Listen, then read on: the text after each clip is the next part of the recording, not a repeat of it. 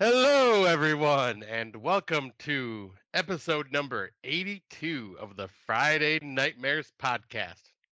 I am one half of your hosting team this evening, Mr. Smoke Show Crawford, coming to you from the town of Swartz Creek in the county of Genesee, in the state of Michigan, in the United States of America, in the North American continent, in the Western Hemisphere, on the planet Earth, in the Milky Way galaxy. I'm fully vaxxed, boosted, and waxed, and ready to climax. And if you can, please get me wet and feed me after midnight.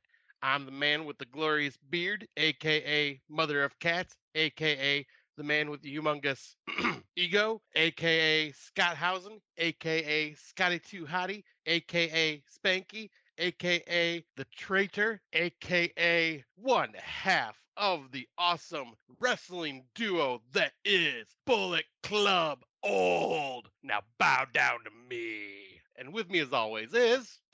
The thing is, Scott, no one can bow down to you because you're that short, so is Rob. So it would only be other munchkins. Actually, I think you two are part of the Lollipop Guild, if I recall. The Lollipop Guild, the Lollipop Guild. That's the outfit you wear if you walk down to the ring. With him, as always, is Heather Powell, formerly that bitch, but no longer that. And Scott's pretending to sleep because even his girlfriend thinks his intro is too long. Like, even Erica's on my side that you are long-winded. Anyway, Heather Powell coming to you today from Waterdown, Ontario, Canada. Yeah, go ahead. Are you finally done with your long-ass intro? Good Lord. I'll say, I don't know where you and Erica are getting this from. My intro is just nice, short, sweet, and to the point. I don't know where this whole long-winded intro thing is, or you two are making fun of me about it. Erica assured to me there's lots of things that are sweet with you, so that's, it's, yeah, I know. I was waiting for the short and sweet part because of how... no. Or I'd be like, sure. Hey, as long as everyone gets where they need to, Scott. No one actually, because we're talking about sex, because that's what we talk about here on this podcast. We talk about sex? Well, we're both virgins, so we're both just hoping that one day that special person will come around that we can give our special little flower to. I cannot wait. Like I just want my virginity to mean something. Okay. Oh man, poor Erica. She got to learn what a slut I was firsthand. Yeah. Yeah, that part's not an act. Well, okay, it's a bit of an act. I'm not that much. Like, I don't bang everything that moves. I present that I do, but I don't definitely party as hard as, I present that I do. Yeah, I'm just one big liar. Bottom line is, you can't believe anything I say. Yeah, because, to get everybody caught up, the last time we recorded was May 5th. It is now June 2nd. Because of Scott. No. Just so we're clear. No. Scott said, I don't care about Friday Nightmares. All I care about is YouTube channel. It was not me. You even said, hey, let's hold off a week or so because I'm really busy at work. Well, we were both busy. We were. Busy. But you said, hey, can we just push it back a bit? And I did that for you. I did that because I'm a friend. That's a friend that people on this that listen to our show don't know. A friend that turned her back on me and turned heel with Tim fucking Davis, joining it was a long time coming. The NWO. All I see is champions. I don't see any losers. Losers. You know what? I think people only say that when they're basically writers for the WWE because you can't come up with any more material to burn Tim and I. Tim's my man. I've always said he comes from Australia, and that's now the name of the country because Tim lives there, Australia. Which is funny, though, because listening back to this latest episode that I'm just about to release, you sure were talking a lot of shit about your new tag team partner. Well, you had to do that. We had to fake it. Of course we did. That's what good writing is, Scott. I'm sorry that you don't know that that's how it works in the wrestling business. That you're not aware. It explains your horrible taste in films as well, that you can't acknowledge. Says the one that's gaslit by 2023, which, because of that, we are creating a new award. What was the movie that gaslit our podcast co-host? Poor Scott. He's got a list for me. He's going to be like, Heather, There's too many movies here. We're going to be going on for hours on all the films that gaslit you. A million That's honorable mentions. I love that you always say 2023 gaslit me. It actually makes me really laugh every time you say it because I find it really funny. Well, I mean, it's not far from the truth. And my chair's been so creaky, I switched it because, yeah, I've had this really creaky office chair, but it must be because it knows I'm going back to the office, to which Rob Humphrey messaged me privately and told me what a bum I was for not being at the office for 3 years. Yeah, Rob, shut the fuck up. You tell No her, one cares, Rob. No, Rob Rob is part of the Bullet Club Old, and you tell her, Rob. Give her shit. She turned on us. Finally, Tim has seen the fact that I have tits. Because I swear to God, Scott, we were talking about this earlier on the phone. You have cock blocked me more than any of my girlfriends ever have. Ever. I have never been in more competition with straight men's attention until I met you. Well, like, if someone said to me, Heather, who's your biggest competition? I'd be like, Scott. Like, Scott. I mean, to be fair, you are the one that created this monster known as the Smoke Show. Honestly, like, I don't know how Erica manages it because, you know, like, you're just like, everyone wants to fuck you, and I don't get it. Like, they all think you're super sexy, and not that you're not, but like, I definitely would probably give a better BJ than you would. I would like to think I've had more practice. But see, that's what I'm talking about. The beard, and like, beard sells. Finally, Tim saw the light. Finally, Tim was like, Heather, you're 40 and you banged and sucked that many cocks? Fuck, you must be good. He realized that practice makes perfect. And I have a lot to bring to the situation. No, what it was is he's seen how sad your predictions are. He gave you a pat on the head and goes, there. You can join someone. My predictions were very sad. Like, that is actually complete facts that you're talking about. And I was so overwhelmed with work, I didn't even submit predictions for AEW. But this is not a wrestling podcast. This is a horror movie podcast. But she has turned traitor on me, everybody. Oh, for fuck's sake, Scott. Don't worry. I'm never living it down. I told you, Fast and Furious came out, and we're still family, yeah. Till you turn your back on family. No one turns your back on family. Paul Walker and Vin Diesel turned their back on each other tons. And now Paul Walker's dead. So hopefully one of us doesn't die in some kind of fucking sports car accident. Well, you're making it dark with this hate you're giving after we had a nice weekend together a couple of weeks ago. And you brought up your lovely girlfriend who, you know, not to say that you've hit out of your league, but... Oh, I have. Like, you know, like, she's got a good man. You're a good-looking dude. You're funny. You're sweet. Who's the man she's got? You.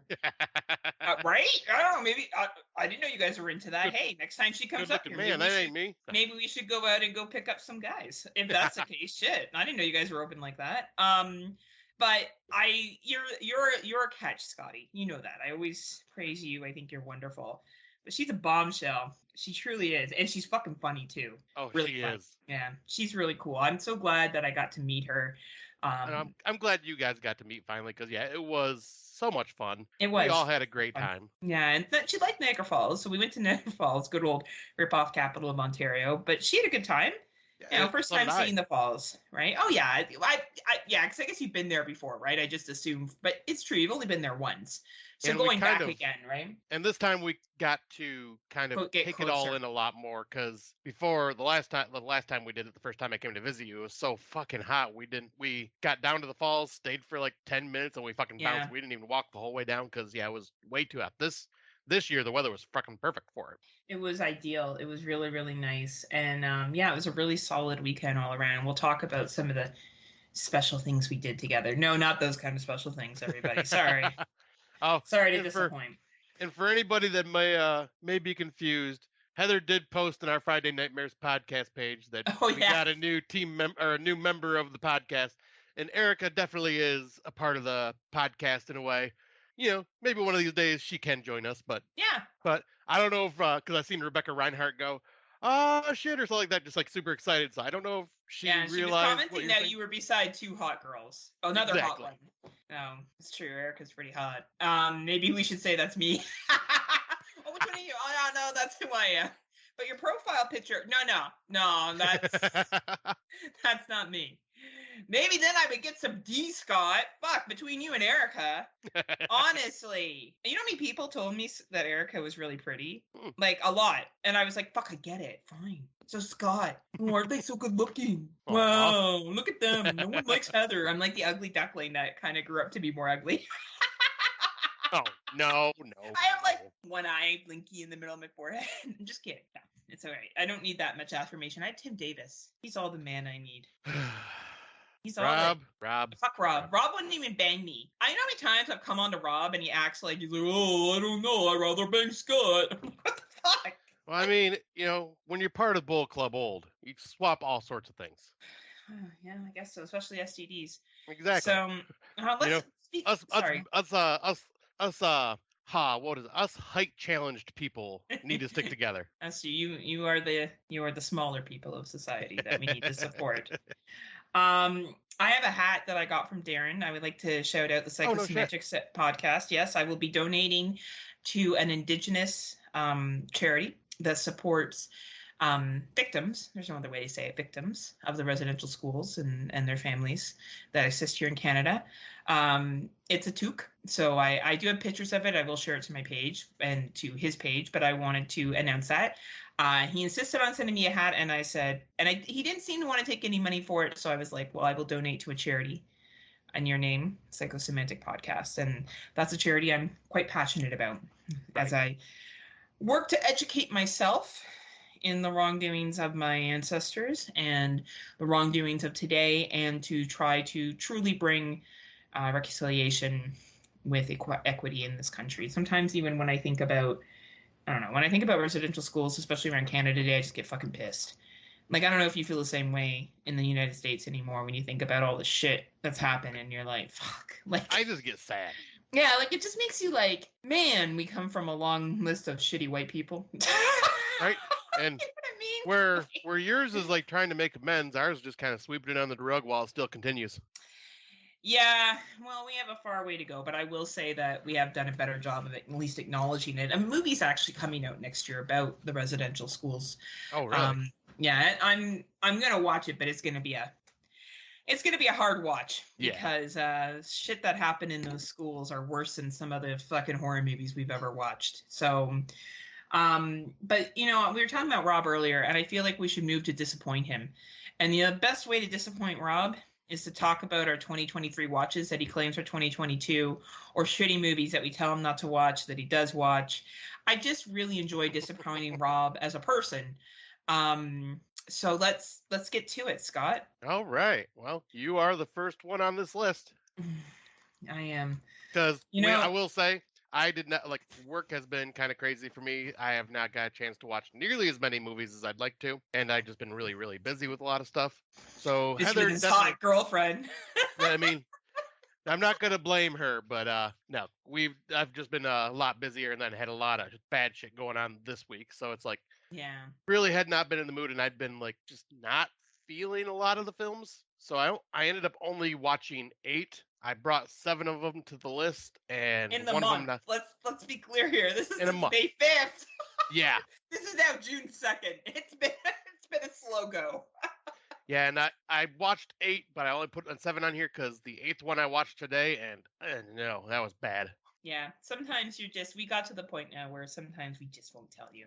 Yeah. This one here is My House. On My House. Unlock Carla's darkest secrets. Carla lives life locked inside her house with her kind but tyrant father. I wouldn't really say he's kind, but anyway, okay.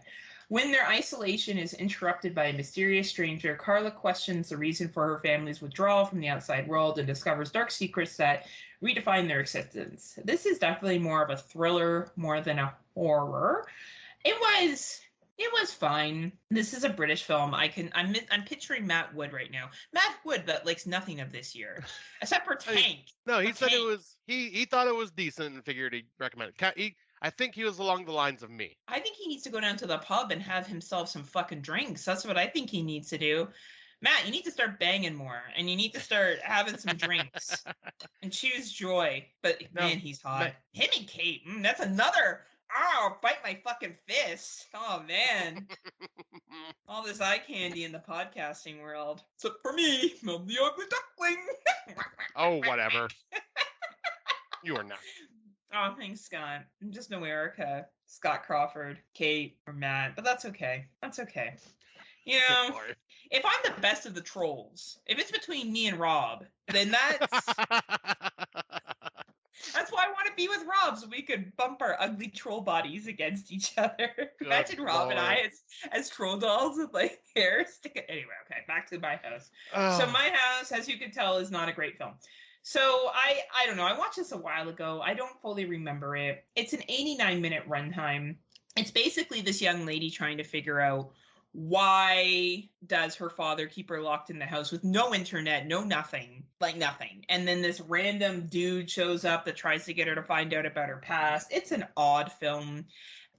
I wouldn't overly recommend it, but if for some reason you're Matt Wood and you want to watch it and tell me how bad it is, it's available on Apple TV, Google Play, Hoopla, Microsoft Store, YouTube, YouTube as well for all rent. I don't necessarily recommend it on any of those. I would say there's some other stuff that's been a little bit better that have come out so far this year. Yeah, I'll say I remember I started about I think I got about a half hour into it, and then I think it was might have been the following weekend after we got back from our trip, but like I know it was like Friday when I started it, never went back to it, and there's a didn't reason. feel the need to. There's a reason. Yeah. Yeah. But this next one, however, was pretty interesting. This one is called The Fearway. There's a good reason it's the road less traveled. A young couple traveling down the freeway seem to be unable to get off the road after being hunted by someone intent on keeping them on the road. So, if you haven't heard, this is a road movie just because, they use the word road a couple times. But I found this one I found on Tubi. And I went to go tell Heather about it and realized she had already watched it. Go figure. She just didn't say anything to me about it. But I enjoyed my time with this one. It wasn't anything like mind blowing, but like I once again twists this year I've just been I've been like picking up on right away because I figured out the twist of this one fairly. What? Yeah, like get the fuck out of here! About you halfway through. Yep. You so smart. And normally I didn't. Normally I am dumb when it comes to twists, but this one, just this year for some reason, I'm picking up on them a little more easily. And yeah, this one had one that I thought was pretty interesting, but like I say, I ended up figuring it out, which didn't take away from the film at all. But I found the acting to be pretty good. I found the mystery behind what is going on to be really good, and the whole idea as this film unfolds of what is happening, I found to be very interesting. And what did you think? You know what? I thought this was pretty decent for low budget. I'd just like to announce that Sexy Matt Wood Bite Fist also watched this as well. Who else watched this? He gave it 2.5 stars. Who else watched it? Tim Walker. Aw, Tim Walker. What a nice dude. He always has his little puppies in his profile photos. Mm-hmm. Anyway, I thought for a low budget film, this was actually pretty interesting. I don't think it was anything that knocked the socks off. Tim Davis, I wouldn't recommend you watching this. I don't think you're going to enjoy it. But I thought it was, you know what, it kind of reminded me of a campfire story. Yeah. You know what I mean? Like, you would be telling this, obviously a shorter version of it, but you could tell this as a, 10-minute, 5-minute campfire story. I thought it was interesting. I think if you enjoy movies that have a reflective meaning to them, and you like movies that kind of are, you think it's going to be just about a simple thriller and maybe it gets a little more philosophical, then this might be a film for you.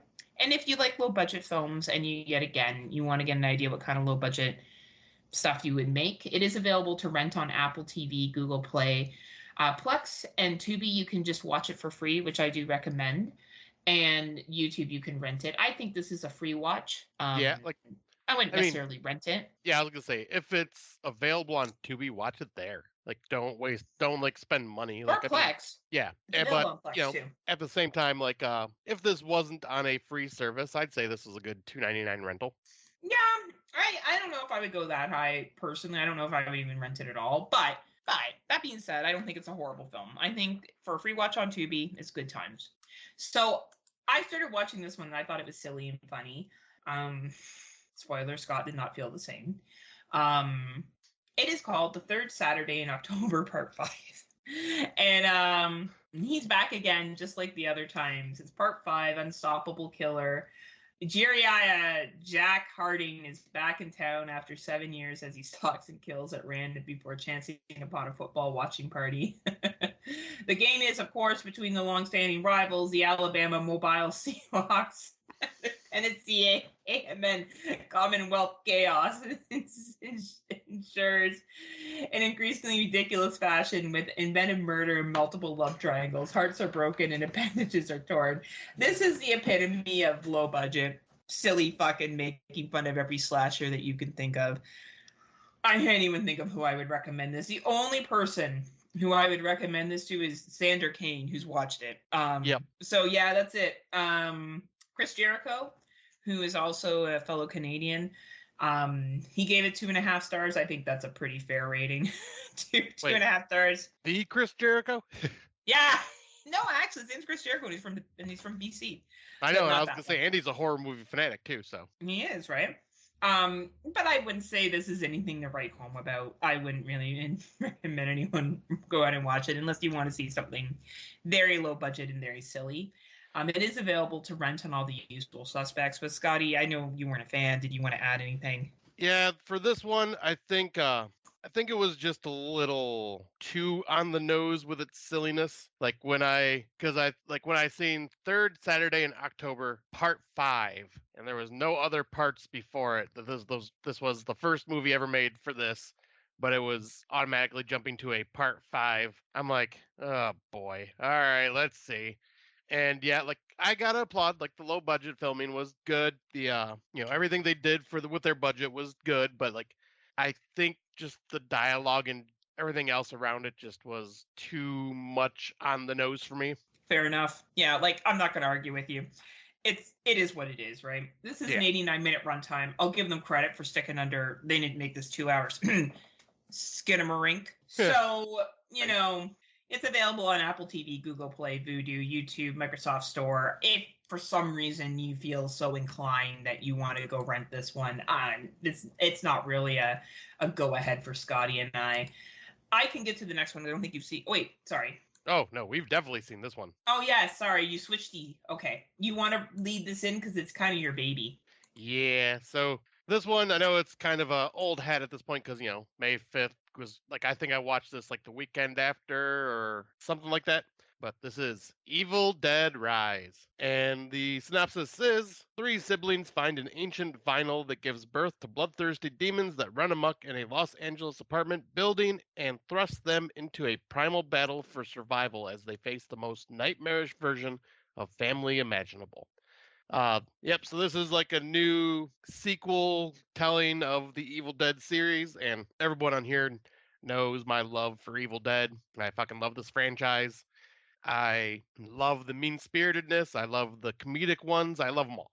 And this one definitely follows the route of Part 1 and the Evil Dead 2013 remake, where it's just very mean-spirited. Holy fuck, did I love this movie. I loved everything about this. I thought the acting was great. I thought the characters were actually making pretty good decisions for like situations they were in. I found the claustrophobic setting like of being in a rundown apartment that is basically hardly any tenants left because it's closing down. Thought that was like a very good setting. I love a lot. They had a lot of awesome callbacks and homages to the other Evil Dead movies in the series. And they did something that the 2013 Evil Dead did not do. And that was they made these Deadites mean-spirited while also making them darkly, what would be the word? Dark and demented, where they actually like are talking and basically fucking with their victims, which is, what the Deadites do. They're just mean-spirited and love to torment and tease and torture in any way they can by just like the way they are. But and basically what I do to Scott on every episode. Exactly. But man, this is a bloodbath too. Like there's so much gore in this. There's some really cool camera shots. Yeah, I cannot say enough good things about this. I fucking love it. It is fighting for my number 1 if it is not my number 1. 50 cuffs? It's doing 50 cuts. 50 cuts? What is it? Like, put up your Not saying it right. Fisticuffs. Thank you. Like, I can't speak today. Yeah, man, I love this movie. I thought it was fucking great. I'm not the biggest Evil Dead fan. I think it's fine. I think the series is fine. It's just not my go-to like it is for you. But I thought this was fucking awesome. You know, for a 96-minute runtime, this thing fucking moved. It was great. And like Tim Davis said it best, or Daniel said it best. There's people in here that didn't make it that you were kind of sad about. Like, Yeah. it's been a while since I've watched the movie, and I'm like, oh man, that's too bad. Yeah, like I did not expect even some throwaway characters that were killed. I was like, huh, that's too bad, right? And besides the wraparound, which I felt was completely unnecessary. Yeah, it really was. It really didn't need that, but it didn't. But otherwise, fucking awesome movie. This is worth. I don't know if you like gore, you like fucking deadites, you like, I don't know, people getting fucked up, you like people who you want to survive that don't survive, you'll like this movie. It's available on Amazon, Apple TV, Google Play, YouTube for rent, and it's worth whatever fucking money. you want to? I believe it is also, I think, streaming on HBO Max as well now. Oh, Matt Wood only gave it 3.5 stars. What was wrong with it, Matt? What was wrong, Matt? Matt is just a very harsh critic. He's always had. Matt, was it not in Britain? Is that why you didn't like it? Is that why? Was it not at a club that you were DJing at, so you didn't like it as much? Matt, you didn't even come see me when I was in London, Matt. You remember? Kate did. Not you, Matt. Not you. Shots fired. You hearing this, Matt? You know why? Matt knew that I would probably be inappropriate, and he was right. He was like, I'm married, Heather. I'm like, that don't matter. Rings don't matter in London. I'm just kidding. I didn't say that to Matt. His wife's a babe. I definitely know I can't compete with her. She's a hottie, just like him. One big hottie group. Anyway, Matt doesn't like it, but everyone else does. So if everyone else's opinion... As he gives it a 7 out of 10. It, you know, Sandra Kane likes it. These are all really good podcasters. Even Brandon Young likes it. So... you know what? We're talking about the cream of the crop here, the people that like this film. So go out and check it out. It's definitely worth your time. Now, did you see this one yet with Mr. Crow? I have not. All right. The Pope's Exorcist. Father Gabriel Amorth, chief exorcist of the Vatican. Man, doesn't that feel like there's a lot of demon films right now this year? Demon and pregnancy films? Yep. Get that? Yeah. Get that vibe? Okay. Well, yeah, a lot of that. Yeah, right? Investigates a young boy's terrifying possession and ends up uncovering century-old conspiracies that the Vatican has desperately tried to keep hidden. I'll be honest, the demon in this one is fucking jokes. You know, like how the cleansing hour demon was funny? It had funny lines? This one has some funny lines too. And sometimes I really enjoy when they have like the demons and the demons say like the most ridiculous burns. Fuck, they're funny. Anyway, this is your paint by numbers exorcist movie. It's not a bad movie. I think Russell Crowe does a great job in playing this real-life father who did exist, who did write books based on his exorcism, and this is one of his books. And it kind of talked about, and I was actually listening to this on a podcast today, in the first scene, it shows that they actually, before they will perform an exorcism, they have to see that medical intervention has been done first. Oh, okay. Yeah, like the Catholic Church just doesn't walk in and start doing exorcism. There has to be a medical assessment done, psychological, physical, to make sure it's not a mental illness. And this isn't too big of a spoiler, but in a previous exorcism, he kind of comes together that it was a fake, right? That the person was faking it. So I kind of thought that was interesting. It doesn't just go into this blind belief that it is always the demon. There's actually a concept that it could be not that, which I did enjoy quite a bit.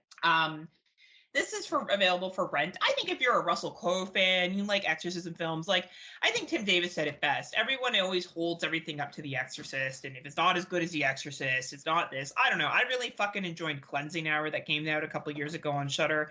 I rewatched it recently, and I still find that one a good time movie to watch. I enjoy The Exorcism of Emily Rose. I thought that was a fucking excellent film. I don't know. The Conjuring is technically an exorcism film. I enjoy that too. I still need to see Exorcism of Emily Rose. It's a good one. I saw it years ago now. So I think if you like that, then I think this movie's worth it for you.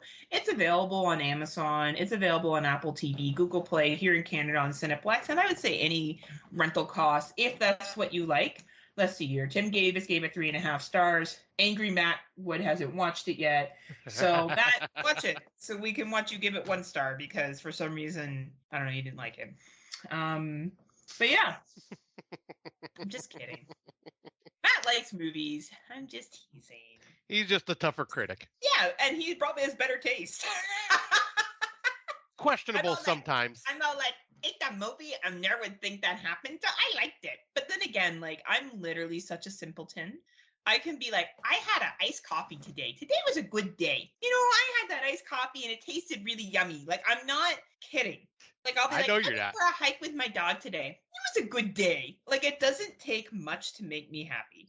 I'm happy 95% of the time. You know, I'm a pretty easy to please person. Like, I'm going to have some ciders later and eat some pizza. And you know what? I'm really fucking excited for that and sit in my backyard. Fuck yeah. And I'm happy with that as a Friday night. That makes me happy in my little Heather soul. So maybe I'm just a simpleton and these movies are simple for me and I like that. You know, the demon and the demon's mad and then they make the demon go bye-bye. And maybe that's just good for me. And maybe that's just good for me. And Matt Wood is all like, Heather, please, let me go back to my A24 films and IFC Midnight. I need to watch Midsommar again. I don't know. Maybe he likes. Does Matt even like Midsommar? We're talking a lot about Matt. I was just gonna say, this is what happens, Matt, when you challenge Heather and agree with me that she's gaslit for 2023s. Because man, she is coming at you this time. Oh, I'm coming, and don't forget, I come back to England often, Matt. It's not that big of a. Oh God, country. Here we go. Okay, I won't talk about it. No, keep your headphones on. All right. So let's go to the next movie. I've given the recommendation. I think if you like exorcism films, rent that bad boy. Did you watch this one yet, or is it still me? Just you. You didn't sound too impressed with it. Well, you keep stuffing your face with food, and I'll talk about this because we're both eating when the other one's talking. That's great. Professionals. I don't know how to say this. Hosia? Husera. I think Husera, the Bone Woman. Valerie's joy at becoming a first-time mother is quickly taken away when she's cursed by a sinister entity. As danger closes in, she's forced deeper into a chilling world of dark magic that threatens to consume her. Pregnancy horror sure is a thing this year. I think if this came out on another year, it may have a different impact on me. I think the acting is great. I think the movie does a great job of setting up a creepy atmosphere, but I think I'm tired of the subgenre. And I don't think that's the movie's fault. I just think I'll be honest, out of all the pregnancy horrors, this one's probably has the creepiest scenes. All right. It's the best magic kind of stuff that's out there. So it is available on the Shuddy. So if you do have the Shudder, I do recommend watching it there. Oh, Matt would like this one. He gave it 3.5 stars. Sander gave it 4. Tim gave it 2. Oh, we don't know what Dave C gave it. That'd be interesting. There's a little question mark right there. Dave C from the Exploding Heads movie podcast. So if you have the Shudder and like me and Scott, you try to watch all of the 2023 drops on Shudder, check it out. If that's not a thing for you or you're burned out on pregnancy horror, I would say skip this one. Overall, not a bad film. I think it was a me problem, not the film problem. This is available if you want to rent it on Apple TV, Google Play, AMC, Amazon, AMC Plus. It is available if you are subscriptions to those. But honestly, if you got the Shuddy and you enjoy international horror, I believe this is Spanish. Check it out. It's well done, but pregnancy horror is a little overdone right now.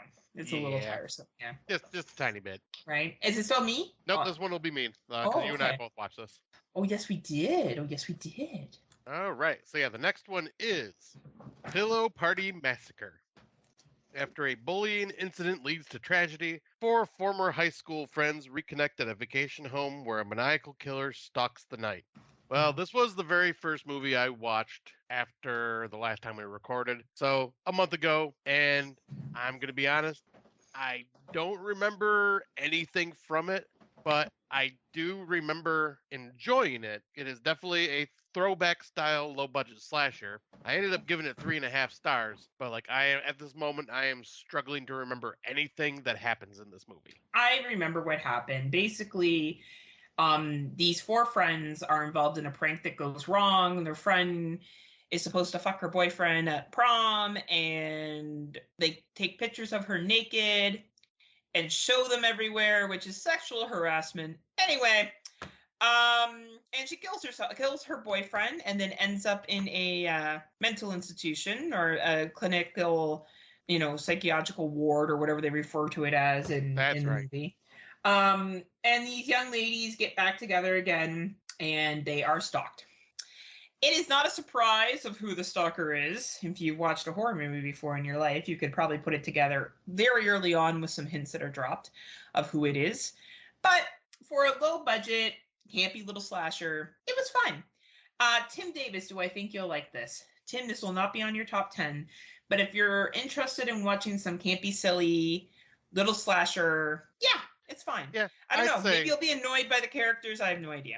Yeah, like I'd say, I think Tim Davis would be fairly entertained by it. Like I don't Yeah, think like it'd be nothing blown away, special. but it's a slasher film that is definitely taking like it like takes its cues from like the old school slashers, and which we don't see nearly as much nowadays. So like, Yeah. and I think he would find enjoyment out of it. I don't think it'll be just anything mind blowing.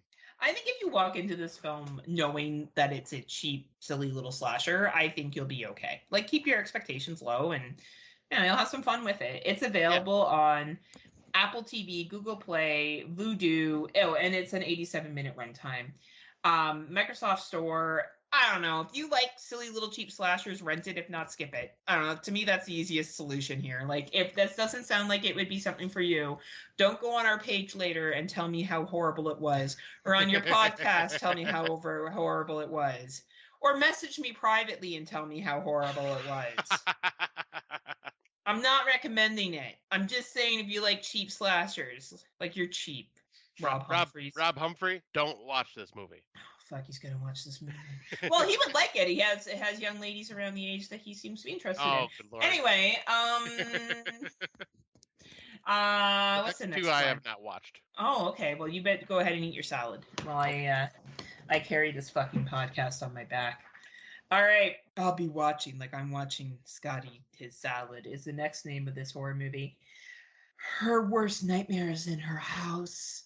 Mourning the loss of her murdered sister. Oh, by the way, this is an uncorked classic, everybody. Yeah, they're back in town. Julie is left alone in a new isolated home when her tech genius husband goes on a business trip. She becomes trapped inside and must fight her fears to stay alive. This movie is like what is it? The one that we say, like a soap opera type, lifetimey type film. I do enjoy the smart house thing. I do enjoy how she tells off her husband at one point. But this is definitely more of a thriller than it is a horror. The ending is, I don't know. We could have seen this coming a million miles away.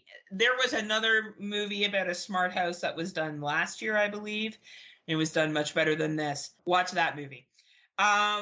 This is, for some reason, if you really like thrillers, I don't know, Lance Lanford, your wife might like this, so maybe watch it with her to make her happy. I'll be watching. It's a 90-minute runtime. It's available on Apple, Google Play, Vudu, YouTube, Microsoft Store. Only rent this if you have someone in your life that really likes like lifetimey kind of thrillers. On to the next. On to the next is Possessed. Ah, yes. Netflix, international horror done right. They're getting back in the game. A teacher must put aside his personal traumas to rally his school in a fight for survival against a group of violent, possessed students. I'm not sure which country this movie was based off of. I think it's Malaysia. That's what it is. It's a Malaysian film. Let me make something very clear here. There's not tons of Malaysian horror out there. There's a lot of Thai horror. There's a lot of Japanese horror, but we don't always see lots of Malaysian horror. This was definitely one of their, like, I wouldn't say it was like the best horror film in the entire world, but I found it entertaining enough. At a 95-minute runtime, it did not overstay its welcome. People who you wanted to survive didn't. And it was actually pretty quick moving. I think for a Netflix watch, it was entertaining enough. I enjoyed it personally enough. I think Sander gave it 2 stars. Why, Sander? Why are you so mean? It's not bad. Trust me, Ensmen was worse. You probably heard me talk about it on the last episode. At least this had dialogue and a clear plot line that people could follow. So Shots it's fired, Xander. right. Yeah, Sander. I'm so smart. Look at me. I'm Sander. I got Skinamarink. No, I'm just kidding. I know Sander didn't like Skinamarink.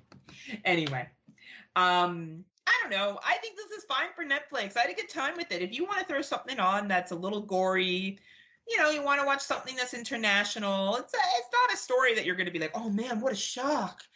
But I thought it was cool. I thought the thing that stopped the possessed was cool. The little cheesy story that's tied into it is cheesy, but man, I had a good time. 95 I was like, minutes. Pay for Netflix. It's worth it. this sounds like an interesting one though, and I would watch it, Scott. I think you would find it interesting enough. You and yeah. Erica should watch it one night. Well, I was gonna say, like, I have a list of Netflix films that I saved recently that I want to check out for 2023. And they all seem to be foreign horror, and Yeah, always. they Always. definitely coming back. But like, we'll see how long I have Netflix back for with the whole charging extra for sharing passwords and shit like that. Yeah. I'm on someone's plan, and I just sent them money so we could have a second account. So I did that because I use it enough. Like, I use it enough. I wouldn't say it's great, but I use it for a lot more documentaries and stuff like that. Yeah, because I am on my ex-wife's account, and so we'll see. I'm not throwing her any money, so No. we'll see if she continues paying. If not, we'll see. Yeah, I watch on Netflix to give listeners an options, right? Like, if someone has Netflix and maybe that's a subscription service that they have, I like to give people options. It's Right. not you have to run out and see this movie for your top 10. But if you're looking for something that's relatively entertaining, I had a good enough time with this. So it's available on Netflix in Canada and the United States. And I would say if you have Netflix, check it out. Or if you're stealing someone's Netflix, check it out. All right, and both watch this one, and Erica watched this with me. Let me get it up real quick. All right, this is a Shudder exclusive called Influencer, or I believe the other language is De-Influencer or something like that.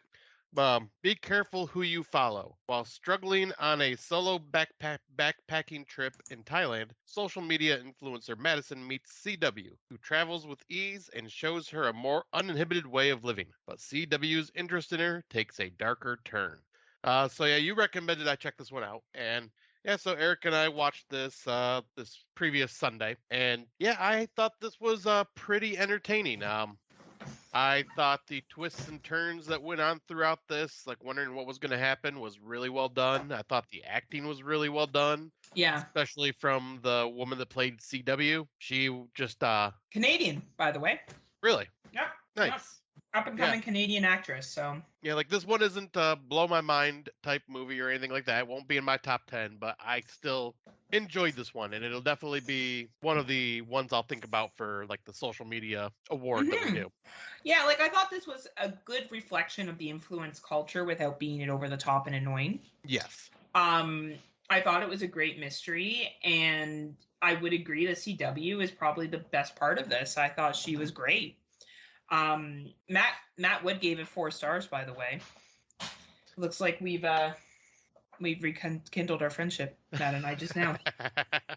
Sander gave it 3.5, so that's cool. We're still friends now too. Yeah, I don't know. I thought it was entertaining. Like I wasn't watching this like, oh man, what's it gonna be? Oh dear. Right. But I thought what I really appreciated about this is that some throwaway lines made sense at the end. Yes. You know what I mean? They set up some things where I'm like, see, that makes sense. Good job, movie, for throwing something in earlier that comes back around in the third act, and you're like, that makes sense. Exactly. And I didn't find the boyfriend in this too bad. He was kind of a douchebag at the beginning, but as time goes on, you're kind of like, there's some interesting characters. And beautiful scenery too. Like this definitely had some money put into it, and it was well done. And at a 92-minute runtime, again, it doesn't overstay its welcome. Yeah. You're in and out, right? So good job, Shudder. This is available on all the Shuddies. This is available on AMC Plus, as well as DirecTV in the United States. Yep, I definitely recommend watching it. I think it's definitely worth a watch, especially if you have Shudder. Agreed 100%. Where are we now? Is it me? Motion? Oh, yeah. Yep, that one is yours, and then the next one. Oh man, I shouldn't have included this. I don't know why I included this. This is not a great movie. In hopes to try to watch variety, I watched this film. So, Motion Detected. The system is armed. When a recent victim of a terrifying home invasion moves to what she thinks is a safer house, the smart home security begins to take over her life. I felt like this is very much like He'll Be Watching or I'll Be Watching, very, very similar. Here, let's read Matt Wood's review. All right, this is by Matt Wood from the Not So Spotless Mind podcast. What is it? The Spotless Internal Mind? Eternal Darkness of the Not So Spotless Mind. From Matt Wood. I think people are a bit unfair with this film. Okay, it's not great, but I've seen far worse this year from horror selections from Heather Powell. He didn't say that. I'm just kidding. I added the Heather Powell part in. The acting wasn't that bad. Natasha did a decent job as the main character, and she's quite easy on the eyes. Creeper much? The stories are okay. Could have done with more to it. Budget low, but I can cope with that. All around, it's okay. Not particularly horror scary. More of a thriller, but it had my investment to find out what happened. 5 fucked up security systems out of 10. That is funny. I think that's a fair rating from Matt. I personally agree. This is very much like home security system go bad. And yes, I would definitely say both main characters were attractive, the gentleman and the lady. If we're going by that for entertainment value, for sure. It was, I don't know, this movie was okay. Like, it's again another, honestly, we could have another subcategory. Home Google systems gone bad, because there seems to be a lot of those now too. It's the way of the world. Right? From our glowing recommendation from Matt Wood, I agree. Probably people are too hard on it. I don't think most people are too hard on movies. I think people shit on stuff sometimes and they just do it to look cool. But I would definitely not be spending a lot of money on this one, that being said, unless you really are into home security horror. It is available on Apple, Google Play, Vudu, Hoopla, YouTube, and also, can you plug Matt and Kate's podcast again? I always fuck up the name of it. The Eternal Darkness of the Not So Spotless Mind podcast. 2 great podcasters. As much as I'm bringing Matt's name up, like Candyman, I almost feel like he's going to show up and we're going to go down to the pub and have some drinks. And the whole time I just keep biting my fist like, Matt. Oh my, so handsome. And then Kate shows up and I'll be biting both fists. I don't know how I'm going to put both in my mouth, but that's going to be a challenge. But yeah, it is what it is, right? It's nothing that I was just writing out. Please, for the love of God, Tim Davis, do not watch this movie. You're not going to like it. You're going to find it boring as fuck, so please don't watch it. Which, in other words, means Rob Humphrey, watch it. No, Rob's going to watch it. Yeah. Anyway, you got this. Yeah, so we'll jump onto this one. So this one is a Tubi original, and I watched the trailer, and I was like, okay, this actually looks much better produced than most Tubi originals, and that is Mercy Falls. How far would you fall to survive? A group of friends set off into the Scottish Highlands in search of a long-lost cabin. Once far from civilization, an unforeseen tragedy befalls the group, and one bad decision leads to suspicion, betrayal, and murder. Excuse me. But so I watched the trailer to this, and I was like, ooh, this looks pretty good. And so on Tubi Tuesday with Erica, we decided to give this a watch. And we both enjoyed it. I had a lot of fun with this. Definitely a good survival horror film. Definitely some dumb decisions being made, like with who they have tag along with them throughout this, with them not knowing much about the person. But I found it to go quickly. I think it was so it was a 103-minute runtime, but it ended up having a good pacing to it that I did not feel that runtime. And I thought the acting was all well done. Had some very tense moments, but I would say the only downside was some of these decisions were really dumb. And yes, you need bad decisions in horror films, but sometimes this one I'm just sitting here going, really, guys? Really? But yeah. But I don't know. Put them in the situation to make the movie shit, right? Yeah, I thought this was okay. And you know what? I kind of wondered about the antagonist. Were they an antagonist truly? Or did they become an antagonist because of other people's actions? Right. That was the thing that I really wondered about. Because there's a thing that they do that I'm like, I could see that making sense. If you were in a situation where You had to make some hard decisions, maybe, and you were trained to make hard decisions. It was interesting. I'm glad you recommended it because I thought that it was really, really. I like these survival films. Same. And I thought that it was entertaining enough. And for a free watch on Tubi, you can't really go wrong. Right, and once again, beautiful scenery with the Scottish Highlands. Right? Yeah, beautiful. And like, I don't know, Matt, watch this. It's on Tubi. Maybe you get that in Britain. I don't know. Is there Tubi in Britain? I'm not sure. I tried to look it up when I was there last and I wasn't able to locate it, but maybe it's something else in Britain. Matt, let us know if you're not mad at me, if we're still friends. We should be, because I've said how awesome you are, and same with Kate. It's true. Like many a times. Scott doesn't say that. She throws jabs at you, but at the same time, she sprinkles a little love in there too. Trust I know. me, Matt, And I know how it is. Yeah, you know how it is. I'm abusive. Tin and Tina, you didn't watch this, did you? No. So another Netflix one. Another Netflix international. This one's a long one. We're looking at 119 minutes. It's a much longer film. Yeah. So after a traumatic miscarriage, Lola and her husband Alfredo adopt Tin and Tina, a lovable albino brother and sister. Albinos, thank you. Fuck me. Sister with an ultra Catholic. So brother and sister with an ultra Catholic education that makes them interpret the Holy Bible verbatim. Oh, do they ever? I read a little bit of spoiler online that this is supposed to be a kind of a discussion on religion and the dangers of taking religion very, very literally. I do believe this is a Spanish film as well, and the Catholic faith is very strong in the Spanish culture. So I don't know if this was maybe a play on the culture and society. It is taking place, I think, in the 1980s, where it's supposed to be filmed. It's an interesting movie. It's not super high on the horror. Parts of it are horrific. It's an interesting one. I don't know where people will stand on this. It is a long one. I was entertained enough by it.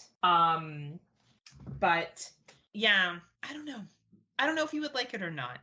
I think that you maybe should check it out if you got time by the end of this year. I wouldn't mind hearing your thoughts on it. And it's available for free on Netflix, Canada and the United States. Yeah, I'll say I added this one to my list, so I will definitely check it out. But yeah, it looks like Netflix definitely has quite a few on there recently that are some pretty hefty run times.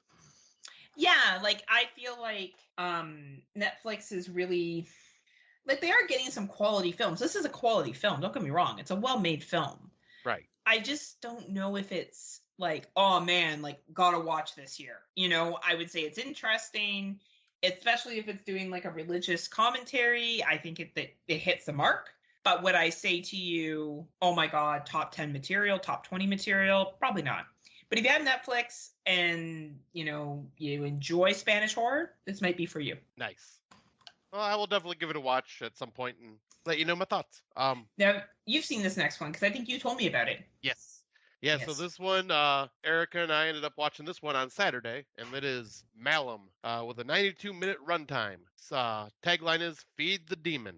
Synopsis is, a rookie police officer willingly takes the last shift at a newly decommissioned police station in an attempt to uncover the mysterious connection between her father's death and a vicious cult.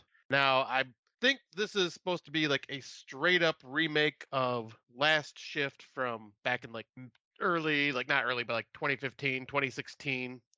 And I liked that movie. I thought it was good. But watching this one, man, I loved this. This was very disturbing. It was very dark. Like, it was a cult that kind of had like almost a Charles Manson style vibe to it, but involving a demon instead.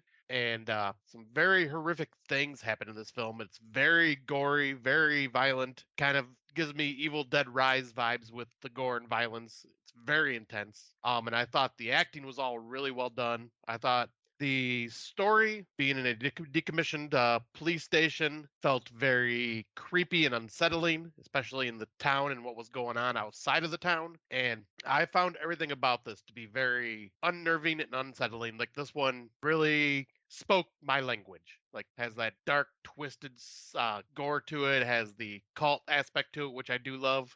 But yeah, like, this is one to definitely watch. Like this is in my top 10, if not my top 5. Really? I loved it that much. I'm gonna have to get you to explain the ending to me at some point then. Okay. Because the ending confused the fuck out of me. I never saw The Last Shift though, which I believe this is a adaptation of. Yeah, it's like a remake adaptation. I just found it kind of weird that they remade it only a couple years later. Cause yeah, I'll look while you discuss your thoughts. I'll It's look up. 2014. I looked it up. So yeah, it wasn't even that long ago. Well, I guess 9 years ago now, but still like not long enough for a remake, which is Yeah, lots of places, surprising. lots of movies do that though. Like wasn't Cabin Fever made? Yeah, but that Remake one not was that far. also another weird one where it was like, why are you doing that? I definitely enjoyed this. I thought the gore was great. The suspense was great. I just found the ending confusing. That was the only thing that lost it for me. But I think in terms of a movie, fucking solid for all the reasons you listed. Well acted, entertaining, great gore. Probably what more people are looking for from movies this year. A lot of people have seemed to like it. I think Tim and Matt Wood should watch this. We brought them up a lot today. I feel like they might enjoy it. It is available on Google, Vudu, YouTube, Amazon Video, and I think if you like gore and, I don't know, some intensity and kind of like an Evil Dead theme, you'll like this movie. I think that's the best description you can give. Yeah, because this is very dark and twisted. Very dark and twisted. Very dark and twisted. Definitely a high recommend from me. Right? So, yeah, and it's, what's the runtime? 92-minute runtime, and it does go pretty quick. So, the last thing I'm going to talk about briefly is just a YouTube documentary, a Tubi documentary that was recently dropped. Scariest Places in America. Count down 13 locations ranging from haunted houses to abandoned asylums and a slew of frightening places in between. This is really, really good. I think one of the reviews here said it best. This is basically a travel channel documentary produced by Tubi TV, and I really enjoyed it. 100%. I think it brings up a whole bunch of different locations across the U.S., some that you would know of, some that you don't. And it's a really quick hour and a half. So if you like docs, I would say this is a documentary that could be competing for me for Best Documentary of the Year. I really like that. And I really hope it doesn't get kind of pushed aside because it's on Tubi. You gotta like docs. You gotta like documentaries. It's only, as I said, an hour and a half. And I really enjoyed it. This is one that I would recommend anybody watching. Yep, this one I added to my list when I seen it popped up because I think it's also a Tubi original too. It is a Tubi original as well. So not technically a horror film, but about obviously scary things and actual scary places. And we also have our awards for documentaries and stuff like that too. So right, which is nice. It's nice to have that because then it allows us to watch documentaries. You know what I mean? Exactly. Instead of us being like snobby bitches that are like, documentaries don't count. Documentaries don't count. Right? Exactly. Like they may not count in our top 10, but they will be. We make sure to. Oh, we could. Yeah. Like if there was one that blew me away that much over a like horror, just an actual horror film, then yeah. Right.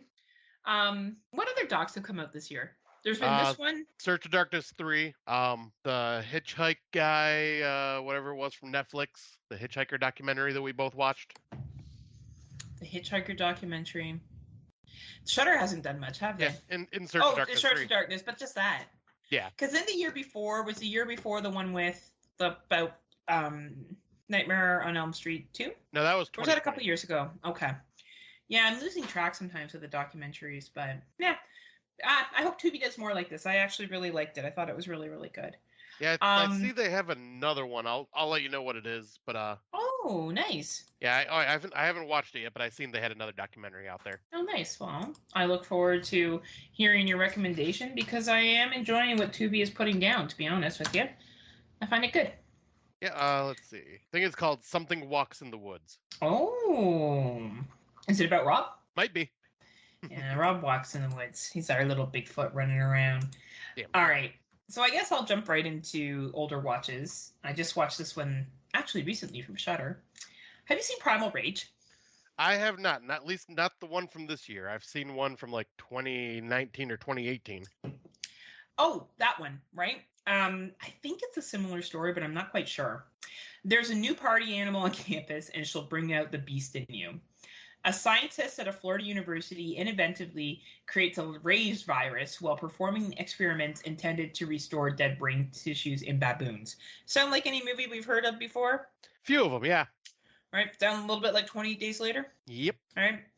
When a journalist for the college paper breaks into the campus, he's bitten by one of the infected baboons, and the virus soon spreads to a trio of rapists and a valley girl. Yeah, there's a really ridiculous rape scene that's in this, and some pretty like stupid fucking language. But anyway, um, it's a typical 1980s kind of animal rights activist kind of film. It's on Amazon, Amazon Plus, Flick Fling, Shudder, and Shudder. I would say if you like 80s films and you enjoy these kind of animal cruelty and the animals fight back and fuck up humans and we get fucked up from the animals, then I think you'll dig this film. I think it's worth a watch.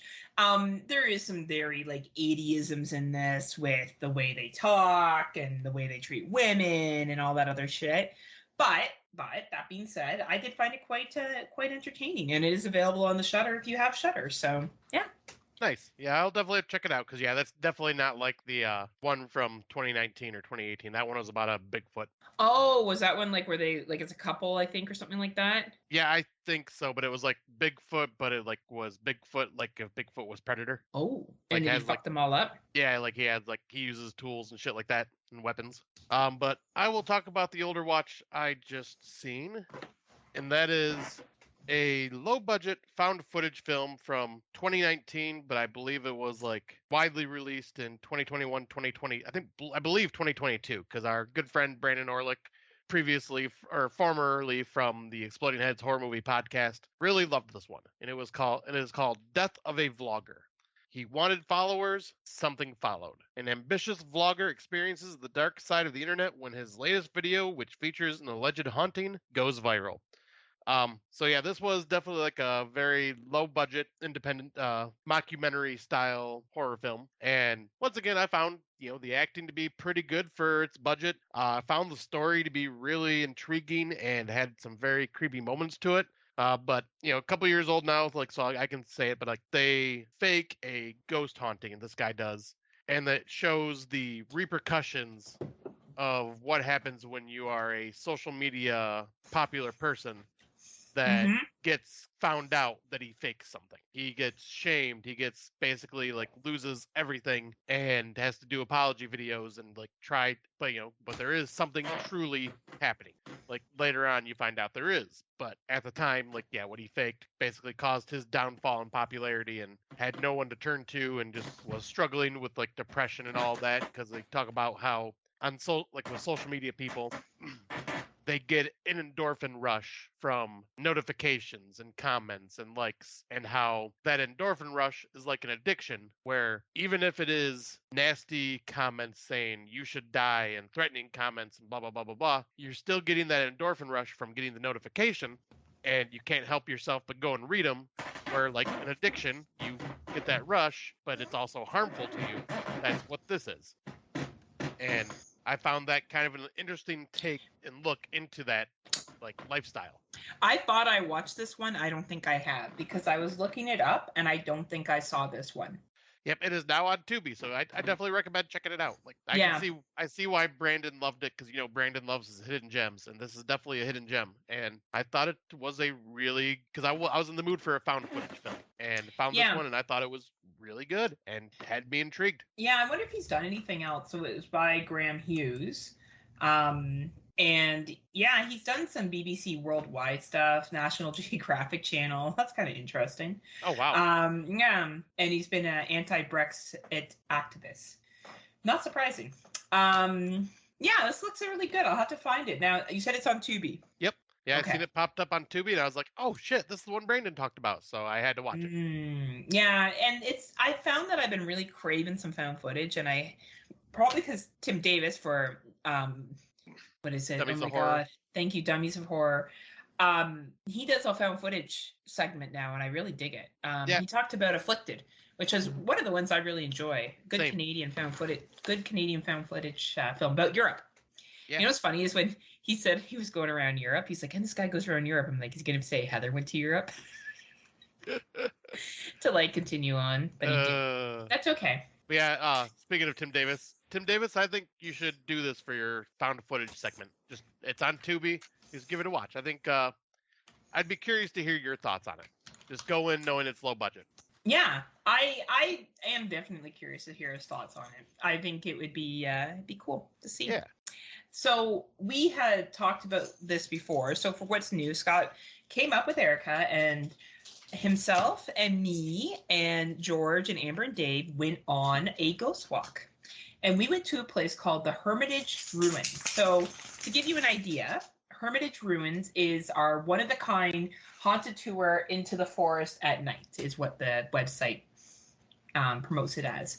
Beginning at the rarely open Gatehouse Museum, and then abandoning light for darkness, ending in a hidden place filled with history, legends, and ghost stories. Features voices from the woods, shadows following the tour, and experiences over generations of visitors, and the home of Hamilton's most known legend. So, Scott, what did you think of our little ghost tour adventure? And you can say what Erica thought too if you want to add her thoughts in here too. Yeah, I'll say we both had fun with this. Like obviously I am more skeptic than a believer. Like I mean, I think it's just because of my way my brain works. I need legit proof because like I just kind of say, oh, that could be something else. Erica definitely leans a little more towards believer than I do because she's experienced some things. For me though, yeah, I'm a skeptic. So while I believed the history, there was definitely some ghost stories to kind of just get the mood going. What I felt like kind of like campfire tales, and I know she enjoyed it, and I enjoyed the hell out of it. I thought it was really cool. I love the setting of going into these woods. I loved the ruins. Like I didn't feel anything creepy at Mm-hmm. all, but I still just enjoyed the stories he was telling. I Mm-hmm. enjoyed just the history of it, and yeah, like this is totally my type of setting. Deep in the woods, abandoned ruins with like a history and story. And one thing I found to be quite amusing was there were a lot of people that were either feeling something or just getting spooked, creeped out by it, by the whole thing.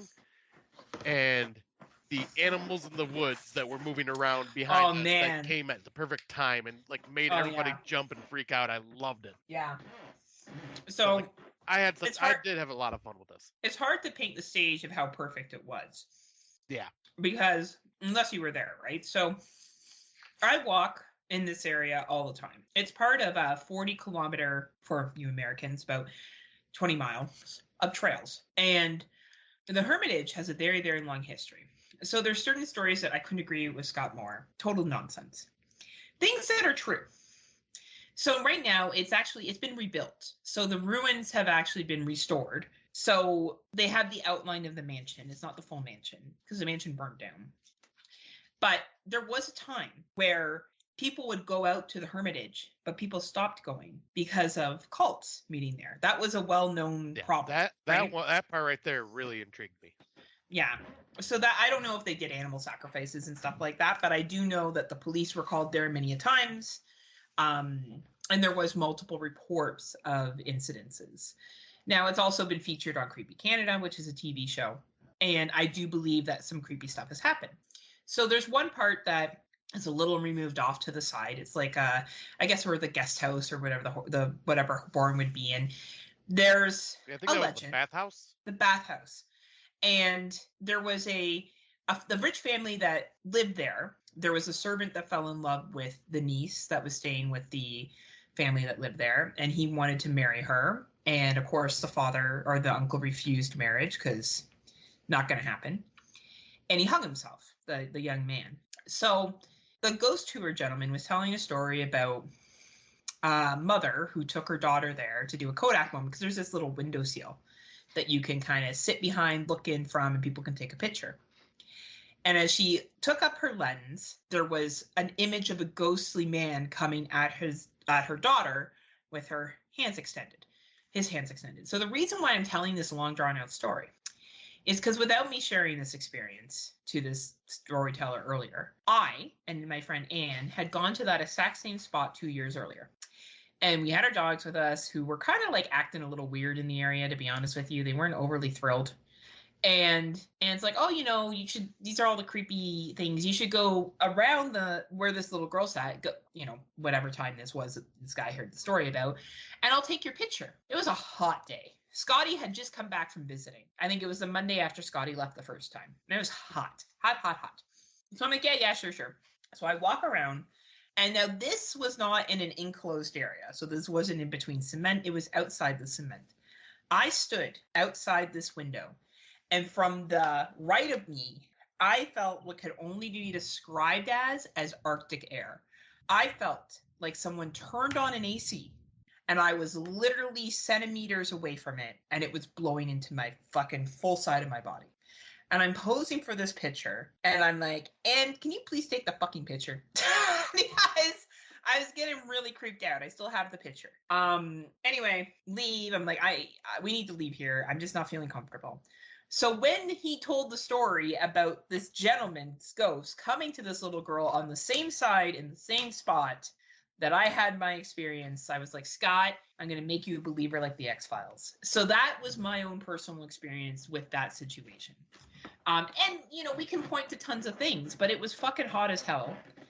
It was outside of the cement wall, so technically it shouldn't have been that cold. It should have still been warm, because it wasn't cold on the left side, and there was no wind. So it was a very, very creepy feeling. Could be happenstance, could be something more, but it was very good storytelling, and the tickets are quite reasonable. Like, it's only $15 Canadian for this, so like 50 cents American is what Robin said.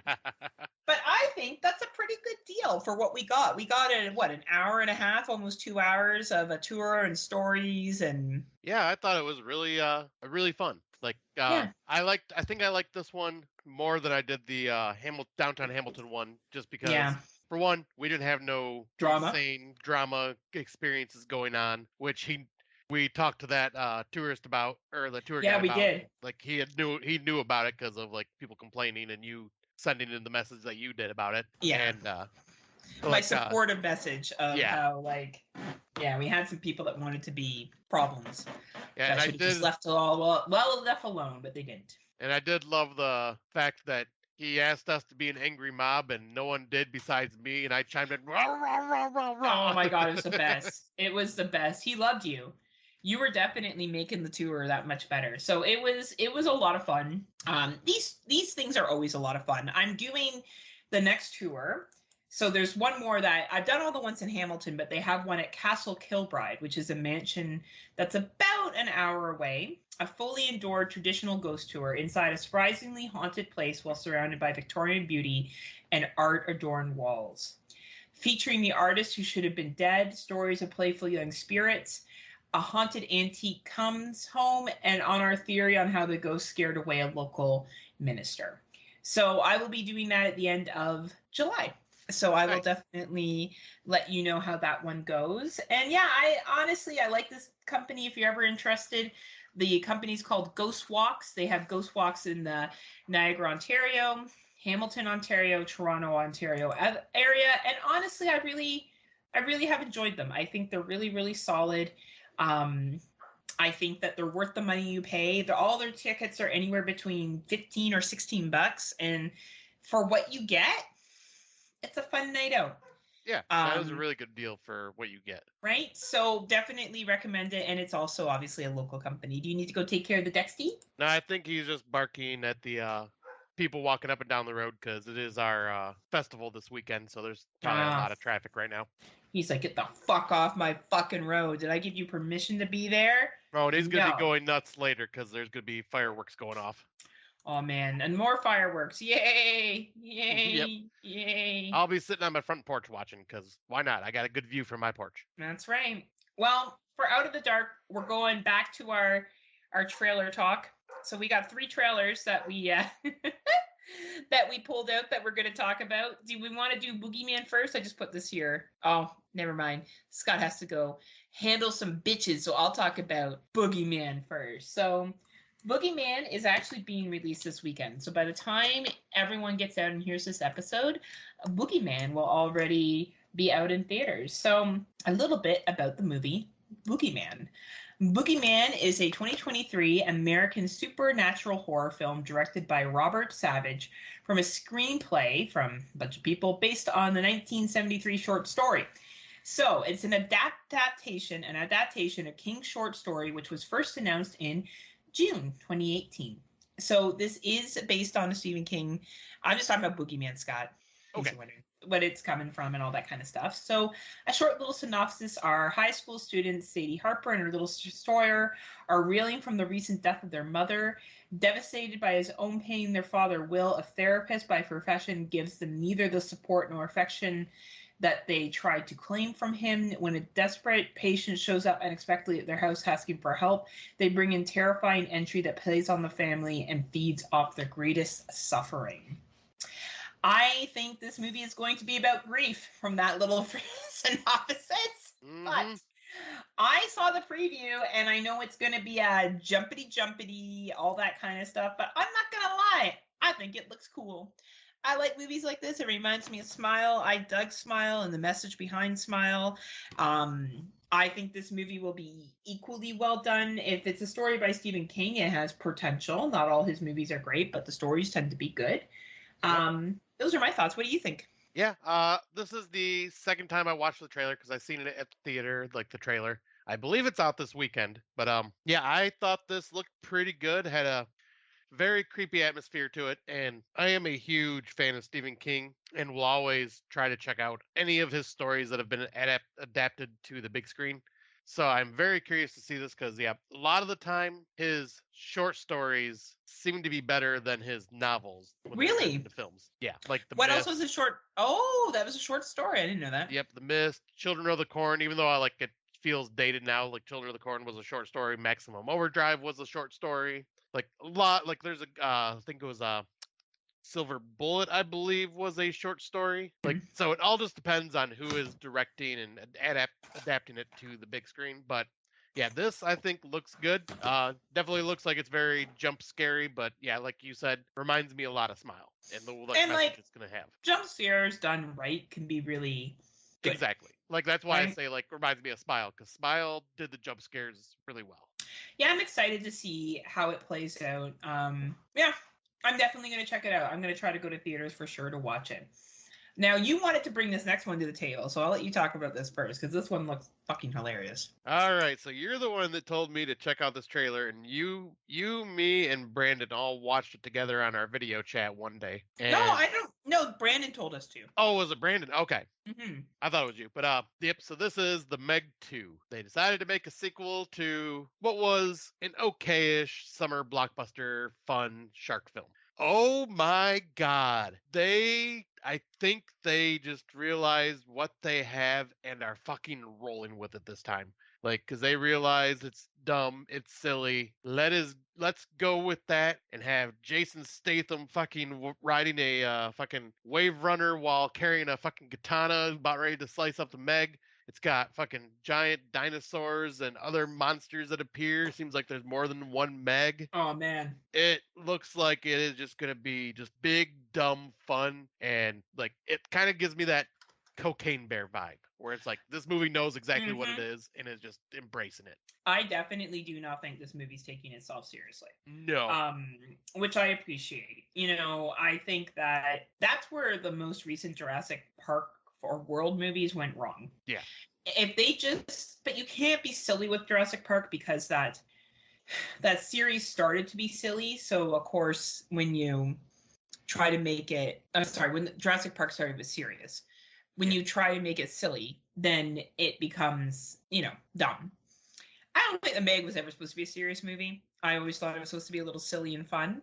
And I just love that they're going all the way out with this, all the way out. Like, I'm just watching the scene again where, the Meg, like, eats a T-Rex. Yep. Which is hilarious.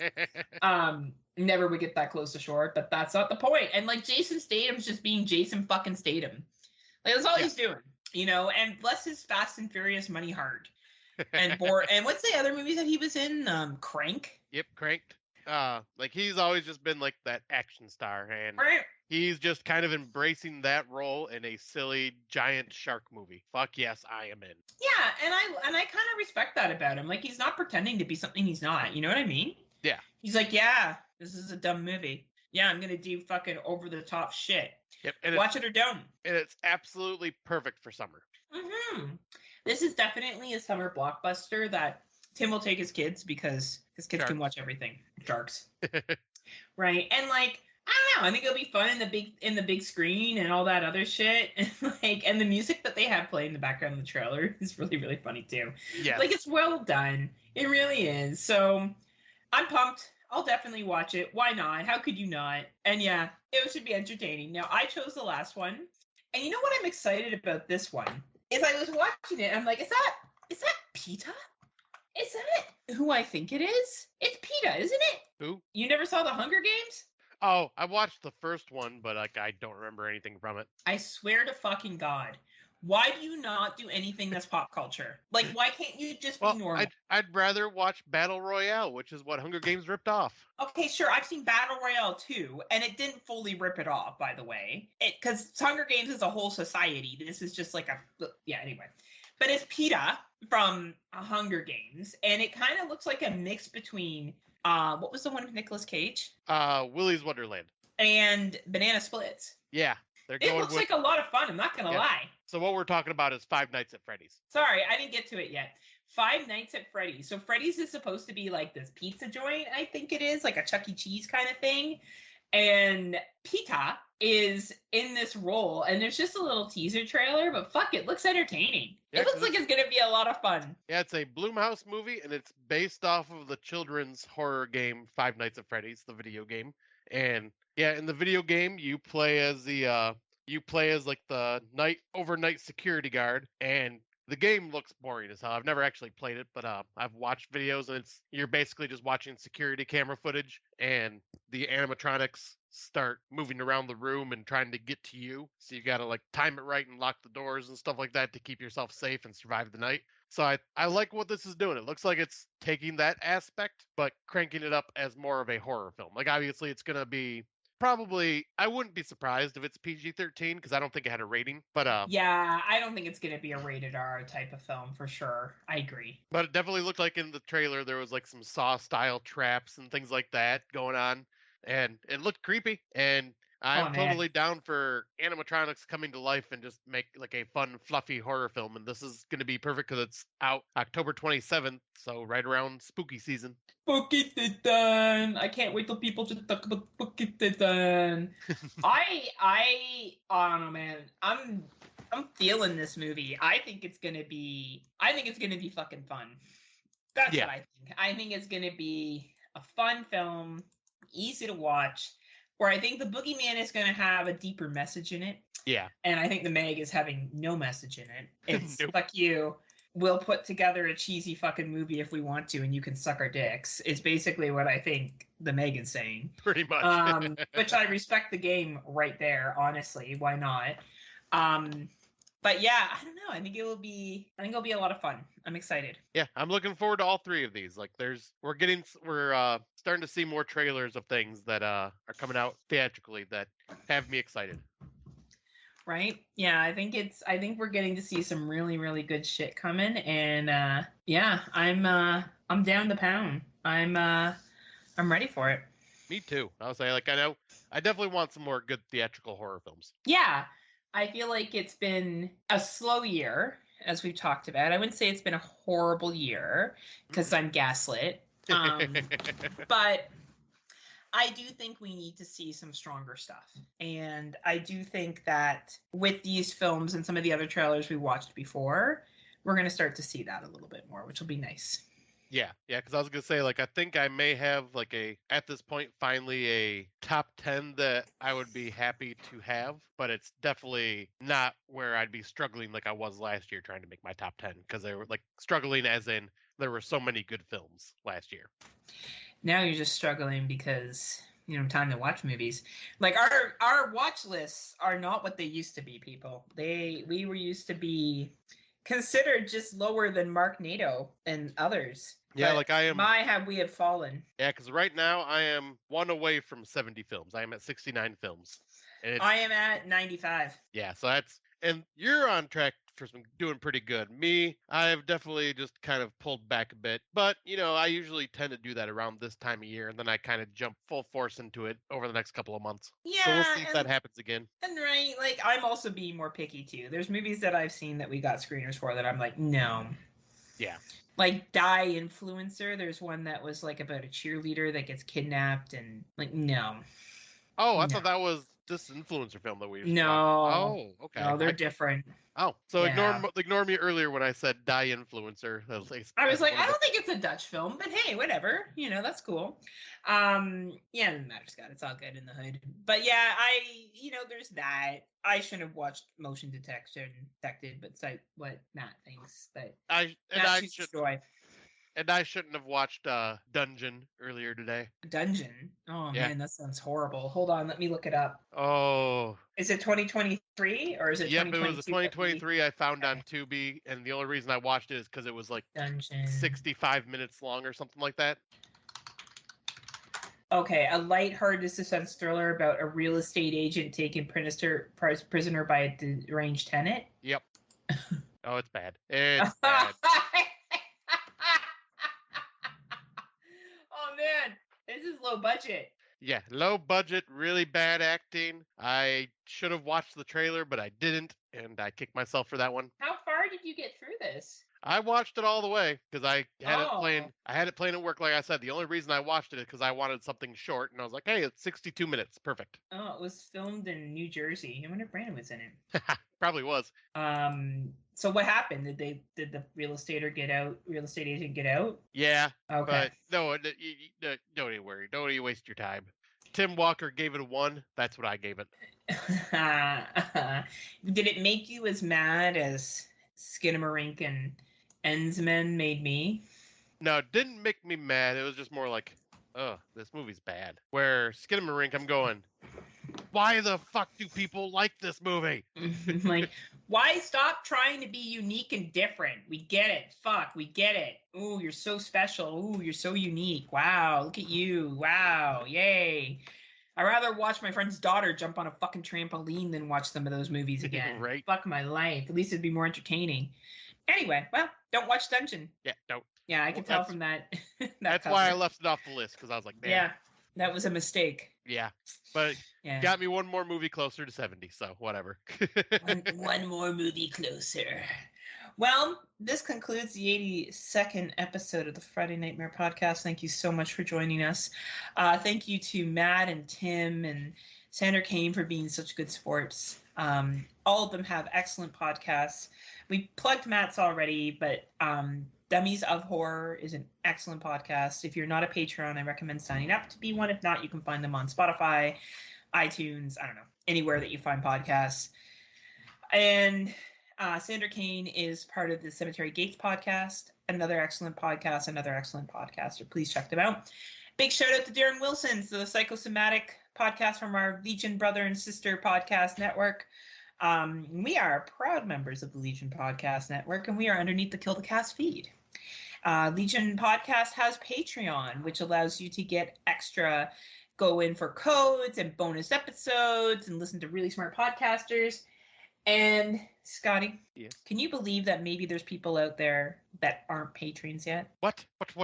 If you could say one thing to them right now, what would it be? What are you waiting for? Why aren't you joining yet? Come on, join us. What are you waiting for? What are you waiting for? What are you waiting for? Dexter's behind you right now, and he's like, I'm waiting to take a fucking shit, dude, and you still are talking. That's what I'm waiting for. So please join us today, and please listen to all the other awesome podcasters we talked about. They're the bomb digs, and they have good taste in movies, unlike Scott and me. Well, not Scott, unlike me. I just that ugly duckling with my other little troll, Rob Humphreys. And together we are Humphrey. Oh, and check out Rob Humphreys' new podcast. What is it? The Fuck You Nicolas Cage podcast? Let me get the name of it. Oh my gosh, I can't believe we forgot to pump Rob's podcast. Oh no, now I gotta look it up. I have it saved because I follow him because I'm a friend. Have you listened to it? Not yet. I'm still playing catch up on a bunch of other podcasts. Oh no, where is it, Nicholas? Maybe I'll have to look into my podcast that I follow. It's so awesome. Oh my god, this is such a horrible moment right now. Let me see if I can help find it. Yeah, please. I need you to find it right now because I look like a big dick. You have to cut out all the silence of us scrabbling through our phones being like, Rob, do you see this, Rob? Your take team person didn't even care. He's going to be What? so mad. He's going to be like, "How did you not remember my podcast?" Oh, there it is. Okay. You got it? It's a I'm. fuck you, Nicolas Cage, isn't it? Let's see. Da-da-da-da. It is the as the Nick effin Woo Cage Cast. Nick effin Woo Cage cast. So they cover Nick Cage films. Oh my god, that took 20 minutes for us to talk about. Rob is not going to be pleased with us at all. But remember, Rob, I was the one that remembered, and I've listened to both episodes because I'm a friend. Maybe you should consider joining the NWO, Rob. No, Maybe. no. Rob is too cool to join an old fogey faction like that. I don't know, Rob. Who's a real friend here? It's the question you need to be asking. Rob, But him and remember, I'm the one that always recommends the gems to you. without Scott, there's many good movies you wouldn't have watched this year. It's true. All right, Scott is actually a hero. So check out that podcast. It is awesome. It is Rob and his co-host Kat. And if you like Nick Cage movies, it's a pretty fun podcast. And Rob's such a good podcaster. He has such an amazing podcasting voice, which he has. He has something. I have nothing. I have nothing but my ability to make fun of other people and then put ointment on their wounds. So, but I'm very lucky to have such great podcasters that I know that show me how it's done. So thank you to everyone, as always, for listening. We will be back again with more suggestions from the Shuddy, the Netflix VOD, and hopefully some theater watches. Yes. Yes. So do you have anything to say to the good people, Scott? So until next time, kiddies, remember, not all heroes wear clothes. Unpleasant dreams. See ya. Not all heroes wear clothes.